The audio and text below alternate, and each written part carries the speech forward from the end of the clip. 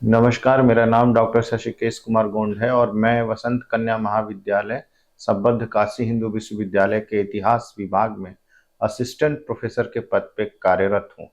आप सभी का स्वागत है मेरे कोर्स जिसका टाइटल है economic history of modern India and British Raj. इसके चौथे मॉड्यूल में मैं आपका एक बार पुनः स्वागत करता हूँ।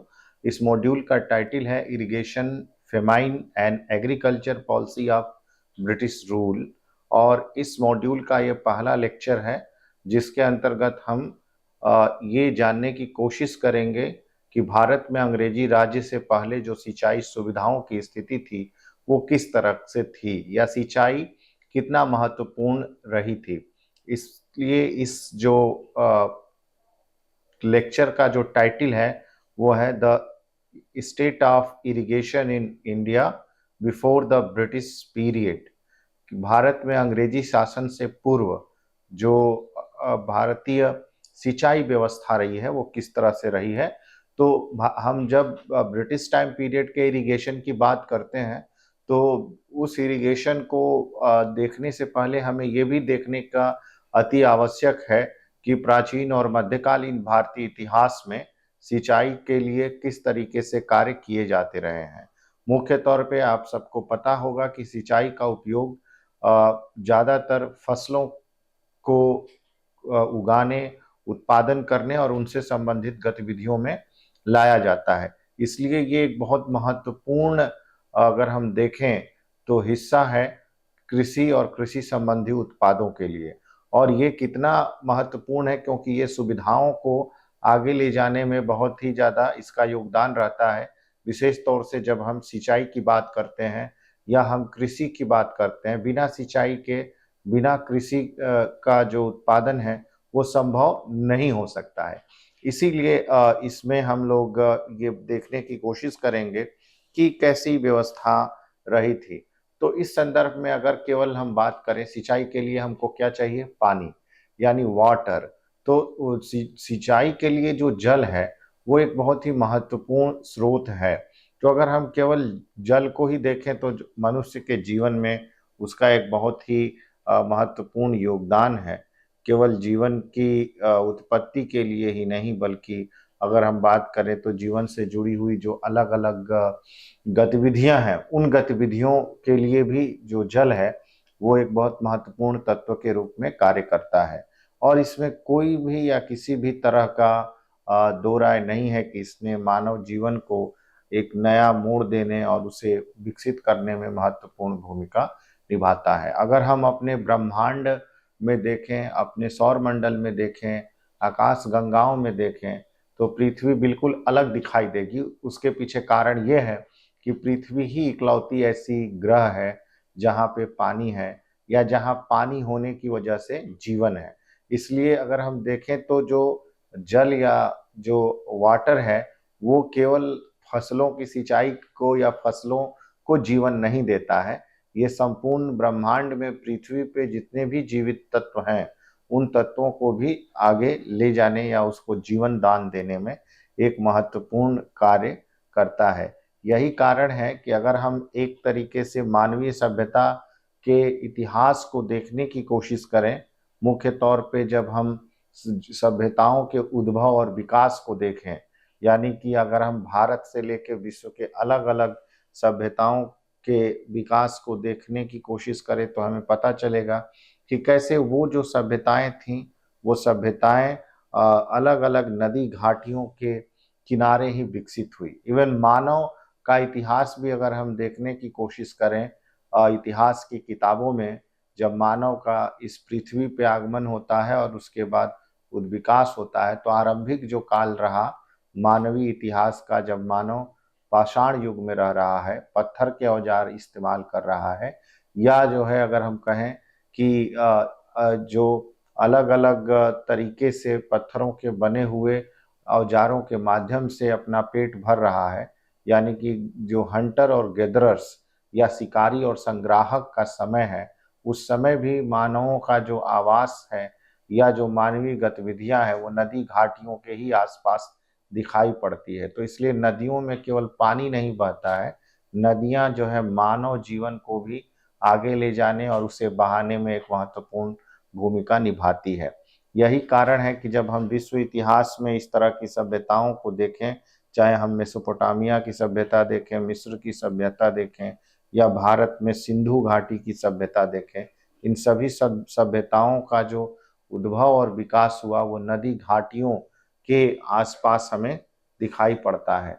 उसी तरीके से अगर हम इन सभ्यताओं को जो किताबों के माध्यम से पढ़ने या जानने की कोशिश करें तो यह सभ्यताएं भी अपने एक विशिष्ट नाम की जो पहचान है वो जिन नदी घाटियों के किनारे रहीं उन नदी घाटियों के नाम से ही उन सभ्यताओं को जाना गया। जैसे दजला फरात नदी के किनारे सभ्यताओं का जो उद्भव हुआ, मिस्र की सभ्यता नील नदी के किनारे विकसित हुई। उसी तरह से भारत में सिंधु घाटी की जो सभ्यता है वो सिंधु नदी घाटी के क्षेत्र में विकसित हुई।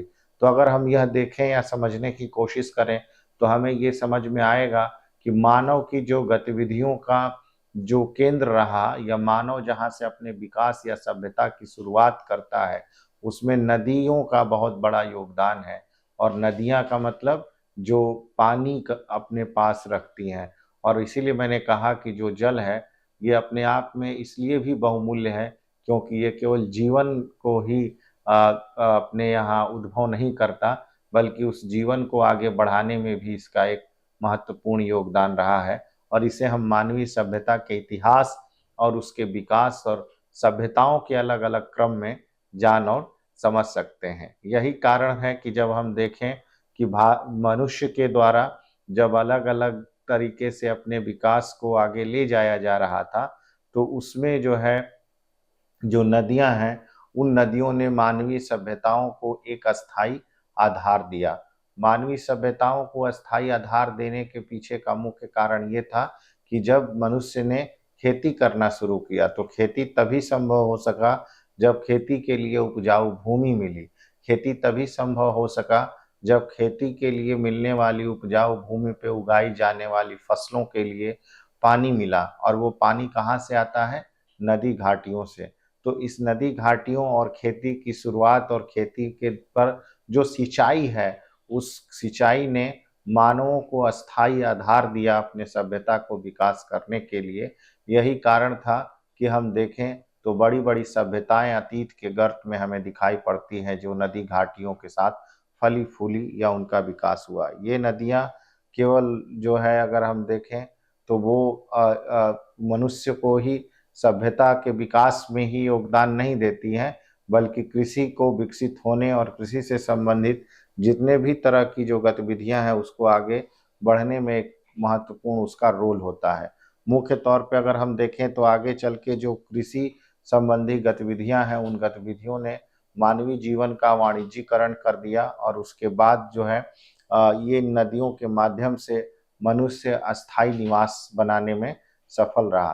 तो ये नदियाँ केवल और केवल मनुष्य के द्वारा एक तरीके से अगर हम देखें तो उनके उद्भव और विकास से ही जुड़ी हुई नहीं है बल्कि वास्तव में इन नदियों का जो प्रभाव है वो मनुष्य के वाणिज्यिक गतिविधियों में भी रहा है क्योंकि ये फसलों की सिंचाई, फसलों को उगाने और साथ ही साथ अलग अलग जल मार्गों के माध्यम से मनुष्य के व्यापारिक गतिविधियों को भी आगे ले जाने में महत्वपूर्ण भूमिका निभाती हैं। तो उसका एक महत्वपूर्ण भाग ये है कि जब हम बात करते हैं कृषि की तो कृषि मानवीय सभ्यता का एक बहुत ही महत्वपूर्ण आधार है। जब हम आर्थिक सभ्यता की बात करते हैं या अर्थव्यवस्था की बात करते हैं जो किसी भी देश में या किसी भी अगर हम देखें आज भी और पहले भी कृषि एक इस तरह का आधार रहा है जहाँ पे मानवीय जो गतिविधियां हैं उसके इर्द गिर्द घूमती रही हैं। जितने भी आर्थिक विकास हुए हैं, जितने भी तरह की संपत्तियां बनी हैं, जितने भी तरह के बाजार विकसित हुए वो कृषि और उनसे संबंधित जितने भी तरह की जो वाणिज्यिक गतिविधियां हैं उसको आगे ले जाने में महत्वपूर्ण भूमिका निभाए। इसलिए अगर हम देखें तो कृषि के जो है जितना महत्वपूर्ण है उससे उसके लिए उतना ही महत्वपूर्ण सिंचाई है।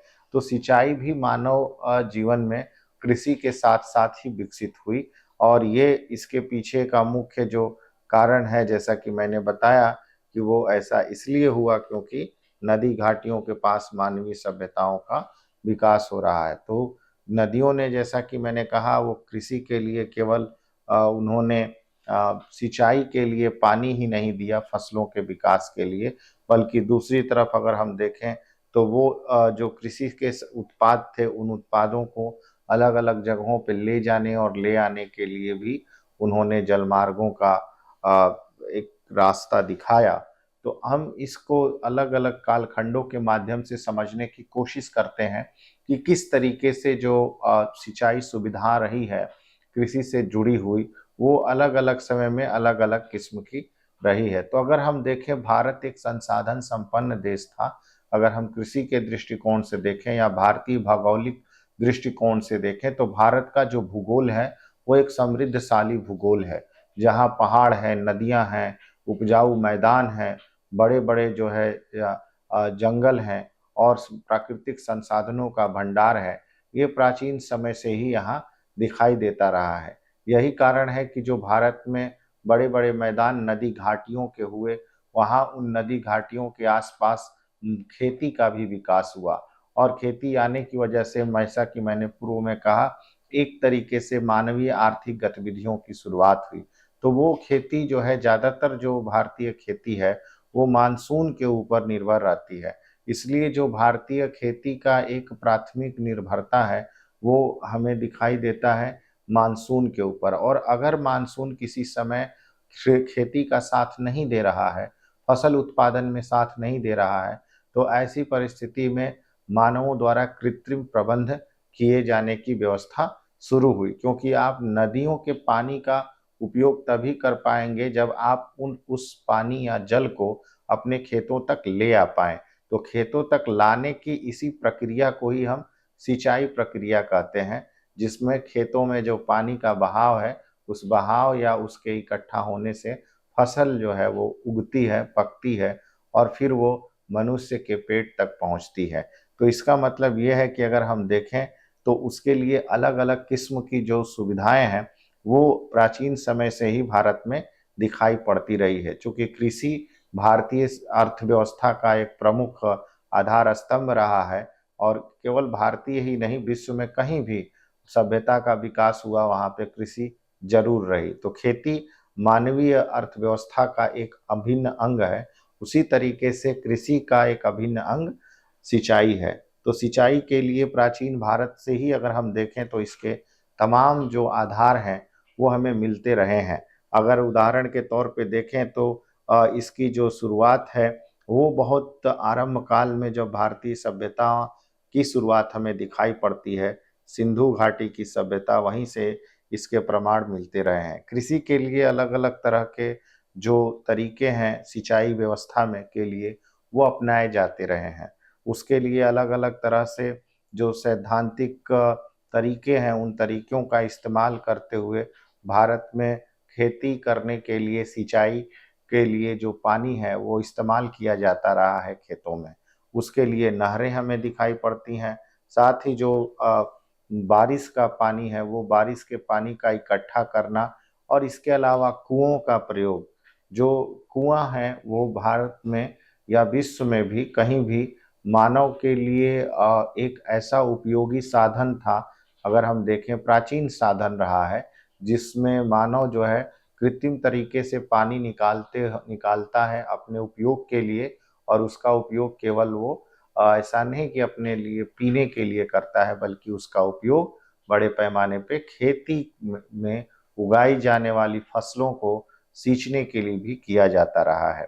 तो ये भी जो भारत में सिंचाई का एक प्रमुख साधन रहा है, जैसा कि मैंने अभी बताया, नहर और इसके साथ ही साथ जो नहरों से बारिश से संबंधित जो पानी रहा है उसका इकट्ठा होना और इसके साथ ही कुओं का प्रयोग करना वो शुरू से ही हमें दिखाई पड़ता है। इसके लिए अगर हम देखें तो सिंधु घाटी सभ्यता में तमाम जो पुरातात्विक साक्ष्य हैं वो हमें मिलते हैं सिंचाई के, जिनमें अगर हम देखें तो अफगानिस्तान की पहाड़ियों से मिला हुआ कई सारा स्रोत है नहरों का, जो प्रमाण देता है, जहाँ से भारी संख्या में जो सिंधु घाटी सभ्यता के लोग थे वो सिंचाई के लिए नहरों का प्रयोग कर रहे थे अपनी फसलों के लिए। और वो प्लेस प्लेस जो हमें या जो जगह है वो है सारतुघई करके एक जगह है अफगानिस्तान में। सारतुघई से वो प्रमाण मिलता है जहाँ कई सारी जो नहरें हैं उन नहरों का उपयोग सिंधु घाटी सभ्यता में कभी होता होगा सिंचाई के लिए, पहाड़ से निकलने वाली अलग अलग जलधाराओं को खेतों तक लाने के लिए। उसके साथ ही सिंधु घाटी सभ्यता का एक बहुत ही महत्वपूर्ण जो स्थल है उसका नाम है धौलावीरा। तो धौलावीरा में भी हमें सिंचाई का पूरा और पुख्ता प्रमाण मिलता है, जहाँ पे जो बारिश का पानी या अगर हम बात करें पोखरे का पानी उस पानी का उपयोग वहाँ खेतों में सिंचाई के लिए किया जाता रहा है। तो अगर हम केवल सिंधु घाटी सभ्यता को भी देखें, सिंधु घाटी सभ्यता इतना समृद्ध हो पाई क्योंकि उसकी आर्थिक सभ्यता या आर्थिक जो उसका अर्थव्यवस्था है वो समृद्ध हुआ। अर्थव्यवस्था समृद्ध हुई क्योंकि वहाँ खेती समृद्ध हुई। खेती समृद्ध हुई क्योंकि सिंधु घाटी सभ्यता के लोगों ने जो जल है या जो पानी है उसका सही तरीके से प्रबंधन किया। तो उसके पीछे उनका एक बहुत बेहतरीन टेक्निक है, जिस तकनीक के माध्यम से वो न केवल अपने फसलों की सिंचाई कर रहे थे बल्कि उस तकनीक का प्रयोग वो अपने यहाँ अलग अलग तरीके से जल संरक्षण, जल प्रबंधन और जल स्रोतों का इस्तेमाल करते हुए अपने अर्थव्यवस्था को मजबूत कर रहे थे। तो अगर हम देखें तो सिंधु घाटी सभ्यता इसमें एक बहुत ही बेहतरीन सभ्यता के तौर पे जानी जाती है, जिसका ग्रिड सिस्टम महत्वपूर्ण है, ड्रेनेज सिस्टम महत्वपूर्ण है। तो अगर हम देखें वो इरिगेशन के लिए कई सारे जो ऐसे सोर्सेज हैं वो उनका यूज कर रहे थे, यानी कि वो तालाबों का प्रयोग कर रहे थे, नहरों का प्रयोग कर रहे थे, बारिश के पानी का वो उपयोग कर रहे हैं सिंचाई के लिए। इसके बाद जो दूसरा महत्वपूर्ण काल है वो वैदिक काल है। वैदिक काल में जो है हमें अलग अलग तरह से सिंचाई की सुविधाओं को देखने को मिलता है और इसका उल्लेख मिलता है वैदिक साहित्यों में, जिसमें नदियों के जल, नदियाँ वैदिक साहित्य में समय शुरू से ही पवित्र मानी गई हैं, क्योंकि वो जीवनदायिनी है। और जीवनदायिनी इसलिए कि वो मनुष्य को पानी दे रही हैं और मनुष्य की जो फसलें हैं उसको भी वो सींच रही हैं। इसलिए अगर हम देखें तो नदियाँ और नदियों के साथ साथ जो नहरें हैं और साथ ही साथ जो तालाब हैं वो भी वैदिक काल में उपयोग में लाए जा रहे थे, मुख्य तौर पे अगर हम देखें तो सिंचाई के लिए। इसके अलावा अलग अलग तरह के जो कृत्रिम यंत्र हैं वो भी वैदिक काल में कुओं से पानी निकालने के लिए उपयोग में लाए गए। जैसे अगर हम देखें तो चरस करके एक यंत्र होता था, चरस, बरस, बरत और हमारी, यानी अश्म चक्र भी इसको बोलते हैं। तो चरस, भरत और हमारी करके इन तीन तरह के चीज़ों का उपयोग होता था कुओं से पानी निकालने के लिए। वैदिक काल में इसका उल्लेख मिलता है। इसके अलावा वैदिक काल में पूर्ण रूप से ऐसी भूमि, जो भूमि कृत्रिम सिंचाई पे निर्भर थी, उसको हम अगर देखें तो उस तरह की भूमि का भी उल्लेख हमें वैदिक ग्रंथों में मिलता है, जिस जिस भूमि को अदेव मातृक भूमि कहा जाता है था। अदेव मातृक भूमि उस भूमि को कहा जाता था जो भूमि जो है अगर हम देखें आर्टिफिशियल इरिगेशन सिस्टम के थ्रू इरिगेट की जाती थी, यानी एक ऐसी भूमि जो कृत्रिम तरीके से जिसका सिंचाई किया जाता था, उस भूमि को अदेव मातृक भूमि के नाम से वैदिक काल के ग्रंथों में उसका उल्लेख मिलता है। इसके बाद प्राचीन भारतीय इतिहास में हम मौर्य काल के ऊपर नजर दौड़ाएं तो मौर्य काल में जो कौटिल्य का अर्थशास्त्र था उसमें सेतु बंध करके इरिगेशन या सिंचाई से संबंधित सुविधाओं को विकसित करने के प्रमाण मिलते हैं या उनका वर्णन मिलता है। इसके साथ ही जो है अगर हम देखें तो नहर, कुओं और तालाबों और नदियों का उपयोग भारी संख्या में इस समय किया जा रहा था। इसके साथ ही साथ झीलों का इस्तेमाल हो रहा था, झरनों का इस्तेमाल हो रहा था और दूसरे तरीके से जो और दूसरे पानी के स्रोत थे उनका भी फसलों की सिंचाई के लिए इस समय इस्तेमाल किया जा रहा था। एक महत्वपूर्ण बात यह भी है जो मैं यहाँ बताता चलूँ कि फसलों की सिंचाई का इस्तेमाल केवल किसान अपने से नहीं कर रहा है, बल्कि सरकार या शासन के द्वारा जो है या राजवंशों के द्वारा उनको संरक्षण मिलता रह रहा था, जिससे कि अगर हम देखें कृषि क्षेत्र में भारी वृद्धि हुई, या उन साम्राज्यों की समृद्धि में कृषि एक मुख्य आधार बनी। और कृषि इसलिए समृद्ध हो पाई क्योंकि समय समय पे उसकी सिंचाई या जो प्रॉपर, जो अगर हम कहें जो पोषण था फसलों को, वो मिलता रहा। उसमें सबसे जो प्रमुख मौर्य काल में एक सिंचाई के लिए जो प्रमुख झील का उल्लेख आता है, सुदर्शन झील, जिसका निर्माण मौर्य काल में किया गया था। जो चंद्रगुप्त मौर्य का गिरनार या जूनागढ़ में जो उनके एक गवर्नर थे, उनका नाम था पुष्यगुप्त वैश्य, उन्होंने इसका निर्माण कराया था। और अलग अलग समय में अलग अलग राजवंशों ने इसको दोबारा से इसकी मरम्मत कराई और इसको सिंचाई के लिए उपयोग में लाया। जैसे रुद्रदामन का जो जूनागढ़ अभिलेख है उसमें भी इसका उल्लेख मिलता है। स्कंदगुप्त का जो अभिलेख है उस अभिलेख में भी सुदर्शन झील का उल्लेख मिलता है, जिस झील से नहरें निकाल के सिंचाई के लिए उसके पानी का उपयोग भारतीय किसानों के द्वारा किया जाता रहा है। कुषाणों के समय और सातवाहनों के समय भी हमें अलग अलग तरीके से ऐसे कृत्रिम सिंचाई के साधनों का उपयोग मिलता है। और उनके जो भारत के अलग अलग हिस्सों से मिले हुए अभिलेख हैं, उन अभिलेखों का के माध्यम से हमें ये जानकारी मिलती है कि कैसे फसलों की सिंचाई के लिए वो विभिन्न प्रकार के तरीकों का इस्तेमाल कर रहे थे। जैसे कुषाणों के जो अभिलेख मिले हैं तक्षशिला, मथुरा, प्रयागराज और भारत उत्तर और पश्चिम दोनों ही जगहों से, वहाँ से हमें ये पूरा जानकारी मिलता है कि कैसे तालाबों से, झीलों से और कुओं से जो सिंचाई का कार्य था वो इस समय हो रहा था, जिसको राज्य द्वारा भी प्रोत्साहन दिया जा रहा था। तो वो भी एक बहुत महत्वपूर्ण प्रमाण है। इसके अलावा महाराष्ट्र के अलग अलग क्षेत्रों से सातवाहनों के जो अभिलेख मिले हैं, उन अभिलेखों के माध्यम से भी हमें इस तरह के तमाम जो सिंचाई के कृत्रिम साधन हैं उनको विकसित करने या राज्य के द्वारा संरक्षण दिए जाने का भी उल्लेख मिलता है, जिससे कि सिंचाई उस दौरान हो रही थी। इसमें मुख्य तौर पे अगर हम देखें तो कुओं का प्रयोग हो रहा था, तालाबों का प्रयोग हो रहा था, बावलियों का प्रयोग हो रहा था, नहरों का प्रयोग हो रहा था। और केवल उनका प्रयोग ही नहीं हो रहा था बल्कि राज्य द्वारा इनका निर्माण भी कराया जा रहा था, जिसका मुख्य उद्देश्य यही था कि भारत में कृषि को और विकसित किया जा सके और सही तरीके से सिंचाई चलाया जा सके। दक्षिण भारत में जो एक प्रमुख राजवंश था चोल राजवंश, और राजेंद्र प्रथम के नेतृत्व में वो एक समृद्धि पे पहुंचा राजा राज प्रथम के दौरान भी। तो वहाँ हमें देखने को मिलता है कि जो चोलों की मुख्य तौर पे जो अगर हम देखें खास तौर से जो एक्वाडक्ट सिस्टम है, यानी कि जो चोलों के द्वारा बड़े पैमाने पे जल को न केवल प्रबंधन करना बल्कि सिंचाई के लिए उसका उपयोग करना, ये चोल साम्राज्य में बहुत अच्छे तरीके से किया गया। जिसमें तंजाउर का जो कावेरी नदी पे बना हुआ बांध है, जिससे नहरें निकाली गई खेतों तक, और वो एक बहुत महत्वपूर्ण अगर हम कहें तो निर्माण था, जिसकी वजह से चोल साम्राज्य में कृषि को समृद्धि प्राप्त हुई।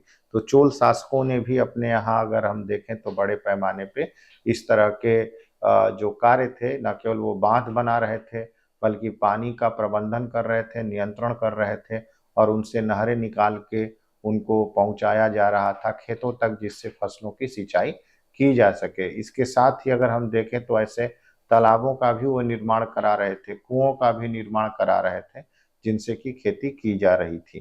तो एक तरीके से देखें प्राचीन भारतीय इतिहास में जो शासक हैं, उन शासकों को पता था कि खेती उनकी अर्थव्यवस्था का एक मुख्य साधन है, और इस तरीके से खेती के लिए जो जरूरी महत्व चीज है वो चीज है सिंचाई।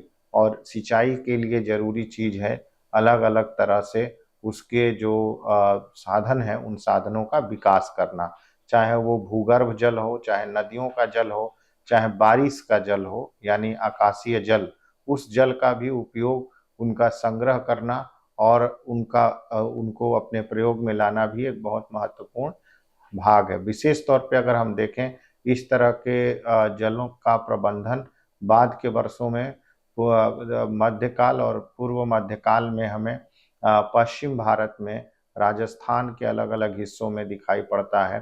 दक्षिण भारत में केवल चोल ही नहीं बल्कि विजयनगर साम्राज्य में भी इस तरह का बेहतरीन प्रबंधन दिखता है। मुख्य तौर से किसानों को सुविधा देने के लिए सिंचाई जैसी चीज़ों का उपयोग करना। इसलिए अगर हम देखें तो और भी कई सारे कुओं से पानी निकालने के लिए यंत्रों का उपयोग होता था, जिनका नाम कोंसा था। और इसके अलावा अगर हम देखें, रस्सी इस्तेमाल किया जाता था और चक्र, यानी रस्सी से खींचते हुए ऐसे जो पैकेट थे उनको निकाला जाता था जिनमें पानी भरा होता था और कुओं से, और उनको निकाल के फिर खेतों के लिए भेज दिया जाता था। जिनमें अगर हम देखें जो टेक्निक यूज की जाती थी वो सुरमी सुसीरा करके एक तकनीक थी, जिसके माध्यम से जो नालियों में बहने वाला पानी था उसको अलग अलग दिशाओं में मोड़ा जा सकता था। और ये इसी तरह की तकनीक हमको खनित्रमा में भी दिखाई पड़ती है। ये चोल काल में प्रयोग में लाई जाने वाली दो तकनीकें हैं जिनका उपयोग सिंचाई और सिंचाई से संबंधित प्रबंधन उनसे जुड़ा हुआ है। पाणिनि भी अपनी लेखन में इस बात का उल्लेख करते हैं कि कैसे जो है सिंधु और सरयू नदी में से अलग अलग तरीके से जो नहरें थी उनका विकास किया गया था सिंचाई की सुविधाओं के लिए। तो अगर हम देखें उत्तर भारत में बड़ी संख्या में न केवल जो नदियों का जो जल था वो बारिश के दिनों में नदियां पानी से भरी रहती थी। तो जो बाढ़ का जो पानी है उस पानी को भी अलग अलग तरीके से इकट्ठा किया जाता था और उस पानी को फिर मोड़ के खेतों में सिंचाई के लिए उपयोग में लाया जाता था। तो ये भी एक प्राचीन भारत में तकनीक हमें दिखाई पड़ती है। इसके अलावा जब मंदिरों का निर्माण शुरू हुआ अलग अलग भारत के हिस्सों में, तो आज भी आप देखते होंगे कि मंदिरों के पास बड़े बड़े तालाब, कुंड या इस तरह के जो बड़े बड़े जो पोखरे हैं वो हमें दिखाई पड़ते हैं, जिनका इस्तेमाल मंदिर जो है करता है, केवल अपने उपयोग के लिए नहीं बल्कि सिंचाई के लिए भी, जिसका प्रबंधन भारतीय मंदिरों के द्वारा किया जाता था। वो जल संरक्षण से भी जुड़ा हुआ था और कृषि में सिंचाई का भी उसका भरपूर उपयोग किया जा रहा था। उसी तरह से अगर हम मध्यकालीन भारतीय इतिहास पे एक बार नज़र दौड़ाएं तो हमें पता चलेगा कि कैसे जो है सल्तनत काल में भी अलग अलग तरह से नहरों का विकास किया गया, जिनमें मुख्य तौर पे दो महत्वपूर्ण व्यक्तित्व दिखाई पड़ते हैं जिन्होंने व्यापक तरीके से सिंचाई सुविधाओं का विकास किया, क्योंकि उनको पता था कि अगर हमें अपना आय बढ़ाना है, अर्थव्यवस्था मजबूत करना है, तो खेती का जो क्षेत्र है उत्पादन का उसको विस्तृत करना होगा और इसके लिए जरूरी जो संसाधन है वो भी जुटाने पड़ेंगे। तो खेती के विस्तार के लिए जरूरी है कि सिंचाई सुविधाओं का विस्तार किया जाए। तो इसमें मुख्य तौर पे हमें गयासुद्दीन तुगलक और उसके बाद फिरोज शाह तुगलक का नाम आता है। खासतौर से फिरोज शाह तुगलक ने जो बड़ी बड़ी नहरें बनवाई भारत में सिंचाई के लिए, वो बहुत ही अपने आप में एक समृद्धशाली सिद्ध हुई। स्पेशली अगर हम देखें, मुख्य तौर पे अगर हम देखें तो गंगा, यमुना और साथ ही सिंध पंजाब के क्षेत्र में ऐसे नहरों के कई सारे जाल बिछाए गए, जिससे कि सिंचाई की सुविधाओं को किस खेती करने वाले किसानों या कृषि क्षेत्रों तक पहुंचाया जा सके। इनमें मुख्य तौर पे अगर हम देखें गंगा घाटी और इसके अलावा सिंधु घाटी के जो क्षेत्र थे, इन क्षेत्रों के उपजाऊ क्षेत्र जो भूमि थी उन भूमि में बड़े पैमाने पे नहरों का निर्माण कराया गया। अगर हम इसको और नज़दीक से देखने की कोशिश करें तो यमुना हो गया, सतलज हो गया, घग्गर हो गया और काली नदी, इन नदियों से जो है इस समय तुगलक काल में नहरों का निर्माण किया गया।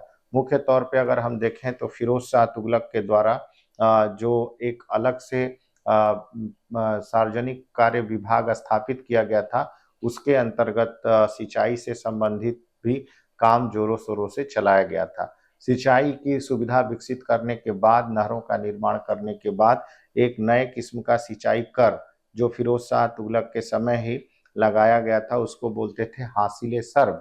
वो सिंचाई कर होता था जो ये दिखाता है कि मध्यकाल में सिंचाई से संबंधित कई सारी जो परियोजनाएं थी वो इनके द्वारा शुरू की गई थी। स्पेशली जब हम बात करते हैं यमुना नदी, तो यमुना नदी से जो हिसार, सतलज नदी की जब हम बात करते हैं तो वो घग्गर और सतलज, उन क्षेत्रों में व्यापक तरीके से नहरों का निर्माण कराया गया। इसमें अगर हम देखें तो कुल मिला के 5 ऐसे नहरें थे जिनका निर्माण फिरोज शाह तुगलक के समय कराया गया था। तो ये एक बहुत महत्वपूर्ण अगर हम देखें तो निर्माण हमें दिखाई पड़ता है जो इस समय हो रहा है।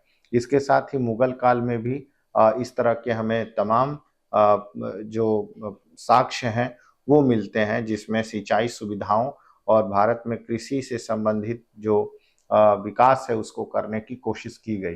विशेष तौर से अगर हम देखें तो भारत में जो सिंचाई की सुविधा है वो मुगल शासक बहुत अच्छे से समझ रहे थे कि अगर राज्य को अपनी आय बढ़ानी है तो खेती बढ़ाना होगा, और खेती बढ़ानी है तो खेती से जुड़ी हुई सुविधाएं बढ़ानी होगी।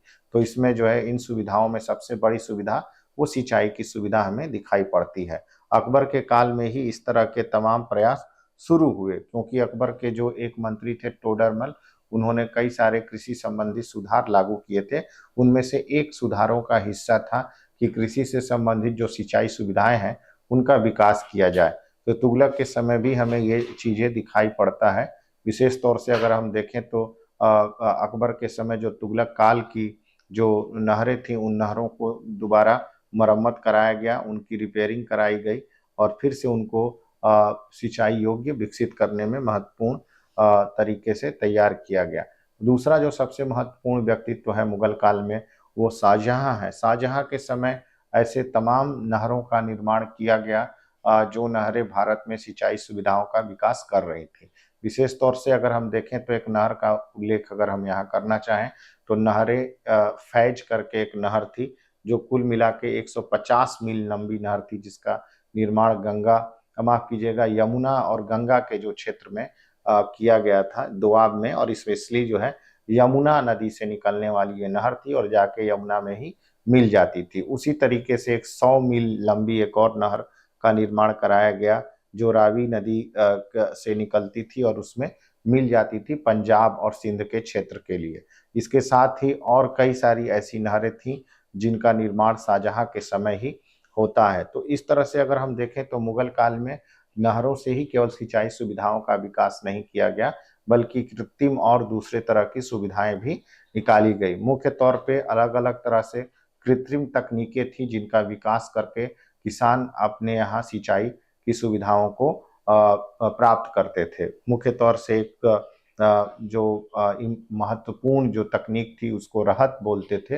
रहट में एक गोलाकार पहिया होता था, अलग अलग तरह से उसमें चमड़े के बैग लगे होते थे और वो घूमते थे, और जब चारों तरफ जो पालतू पशु जैसे बैल हो गया या और दूसरे जानवर हो गए वो जब घूम रहे हैं तो कुओं से रहट निकल के नालियों में पानी को ले जाता था, जो जो पानी आगे जाके खेतों में गुड़ता था। उसी तरह से चरस करके जो था जिसको जानवर ही खींचते थे, वो बड़ा सा बैग था। ढेकुल भी उसी तरह की एक सुविधा है, जो तकनीक है सिंचाई की जो इस समय विकसित हुई, जिसमें एक तरफ भार रख के दूसरे तरफ से बड़े से पीपे से पानी को तालाब से निकाला जाता था। उसी तरह से अगर हम देखें तालाब, वो भी एक बहुत महत्वपूर्ण क्षेत्र हमें दिखाई पड़ता है इस समय मुख्य तौर पे सिंचाई सुविधाओं के विकास के लिए। बाबर अपनी पुस्तक बाबरनामा में रहट का उल्लेख करता है कि कैसे रहट का प्रयोग भारतीय किसान व्यापक पैमाने पे सिंचाई के लिए कर रहे थे। तो इस तरह से अगर हम देखें अंग्रेजी शासन के समय तक जो भारत में कृषि सुविधाएं थी, सिंचाई सुविधाएं थी, उनको विकसित करने के लिए भारतीय शासकों ने तमाम चीज़ों को किया था, चाहे वो नहरों का विकास हो, कृत्रिम तरीके से कुओं का निर्माण हो या पोखरों का निर्माण हो, तालाबों का निर्माण हो, या अगर हम कहें वर्षा के जल का संरक्षण हो, उन सभी तरह की सुविधाओं को विकसित किया गया था जिससे कि किसानों को खेती की सुविधाएं मिल पाएं और फसलों का उत्पादन हो पाए। यही कारण था कि उस समय की जो अर्थव्यवस्था है कृषि थी वो हमें समृद्ध दिखाई पड़ती है, और भारतीय जो अर्थव्यवस्था है वो विश्व अर्थव्यवस्था में एक तरीके से अगर हम देखें तो उन समृद्धशाली अर्थव्यवस्था में से एक थी जो अपना योगदान कर रही थी।